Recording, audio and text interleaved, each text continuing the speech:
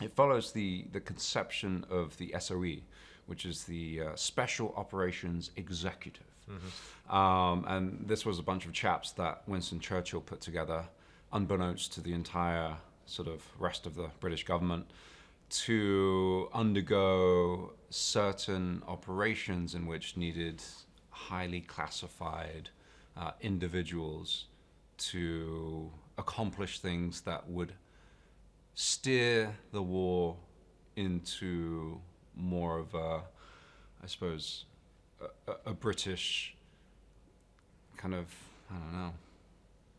Up to that point, I know I was doing pretty well, wasn't I? Brilliant answer, and I was so happy that I'm doing EPK with you because that is just on point. But yeah, it was like more to steer the war into a different direction. Like these guys were a pinnacle point of a really scary time.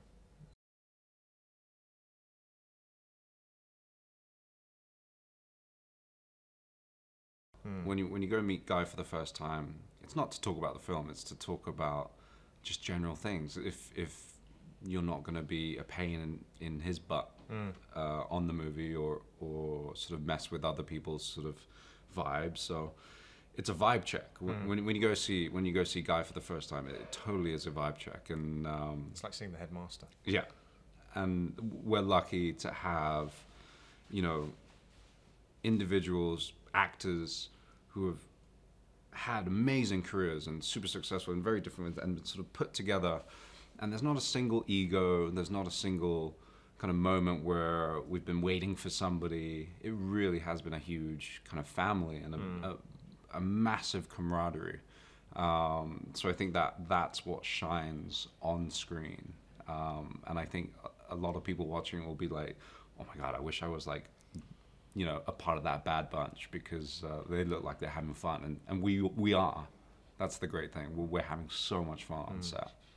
Yeah, and I to add to that, like, yeah, there's that amazing friendship that's formed when you are, you know, working together, creating art, being creative.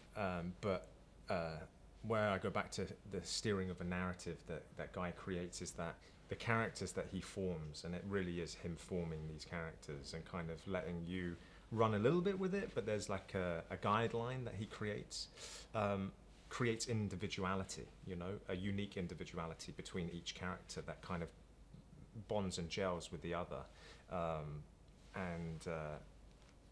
Yeah, that also adds this layer of like friendship, but unique friendship, which yeah, it's very fun.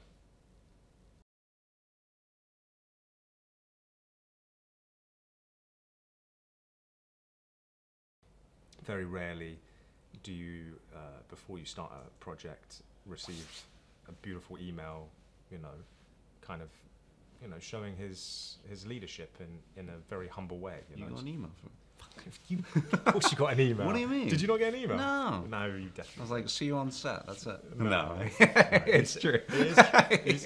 He sent. No, I was really. He signed off with XX. No, he sent a really beautiful email being like, "Look, I'm really excited for us all to come together," and it just sets the tone as, you know, he's the. Sounds exactly like my email. Copy pasted. That guy. Just copy pasted all our emails. God. No. And on a set, leadership starts from the top. So when you're sort of the lead and number one, there is this sense of responsibility, and you set the tone for the rest of the actors. And what a tone Cavill sets, because he is just an absolute gentleman.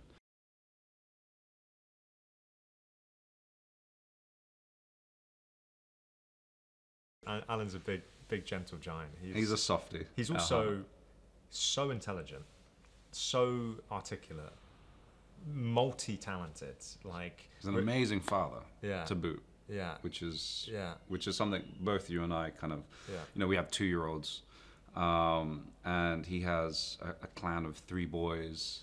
You know, and they're so well, kind of, just good kids. You know. Yeah. So he's. Testament to him. We're on the boat. We're like a couple of miles out to sea, and we're all doing the scene, and in between takes, Alan is downstairs with the guitar, writing music.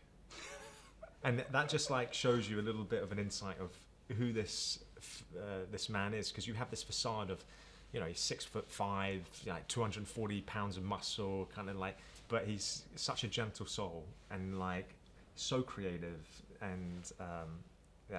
He's got a man crush on him. Yeah, I do have a man crush. Him and Cavill. Hero can't stand. Pain in the ass.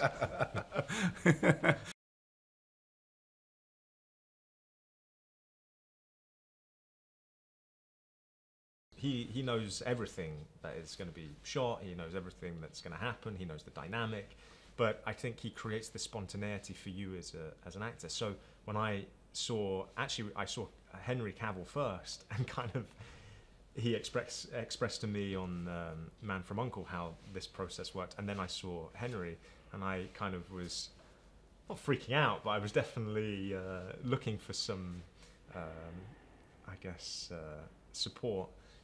But Henry explained, he said, you know, don't worry, it's a very liberating experience. And it really has been. It's been like the most creatively liberating experience of my career, to walk on and to kind of be thrown into this dynamic, not just you, but everyone thrown into this dynamic of spontaneity.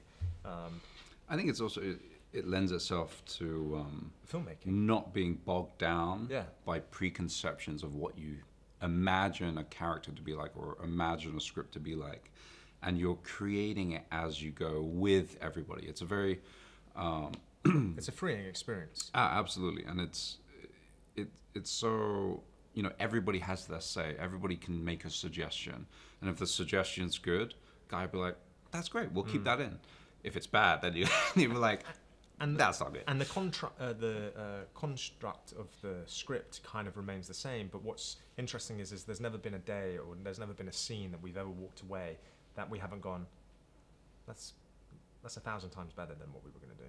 Mm-hmm. Like, and you don't understand it at that point in the morning, but like this trust that we've all built towards one another, walking away at the end of the day, you feel liberated. You feel genuine. You feel completely terrified the whole day and like a nervous wreck, but at the end of the day, it's that feeling of like accomplishment, and to have that on a movie of this magnitude every single day, and creatively walking away and feeling fulfilled is it's a kudos special. To die. Yeah.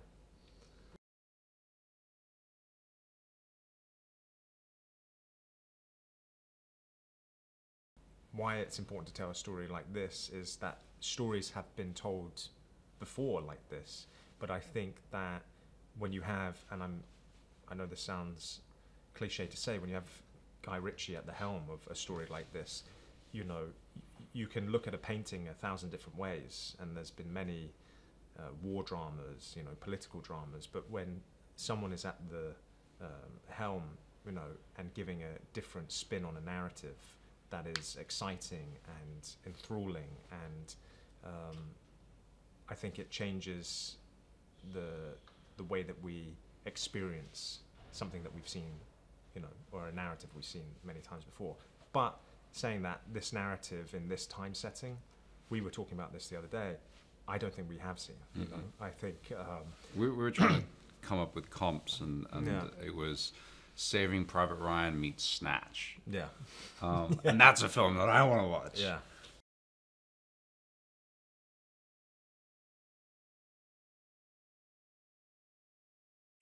People have to watch this movie because it's going to be a franchise. Yeah. This movie is just far too good not to have us all back together again. And I think people are going to be like, holy moly, this is going to be a lot of fun, seeing where all these characters go. Yeah. You know, we have Heron, Marjorie, Gus, Lassen, Freddie, Alex, the Apple Yard Man.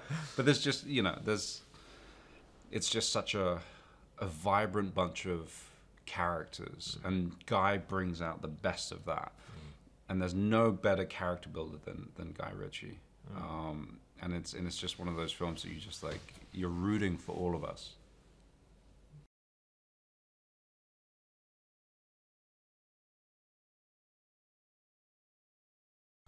we'll just throw out adjectives. Okay.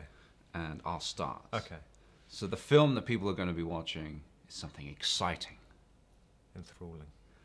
action-packed, Chic. funny, Fashionable. worldly. You're going to win this one. I feel like I'm on Come countdown. on. Sexy? Yeah, I'd say that. Yeah. Especially when Alan's at the helm of the boat, shirtless. Oh yes, Jean-Paul Gaultier ad. Pulling rope. Also, I would say a little bit bloody. Yeah. There might be some blood. Yeah.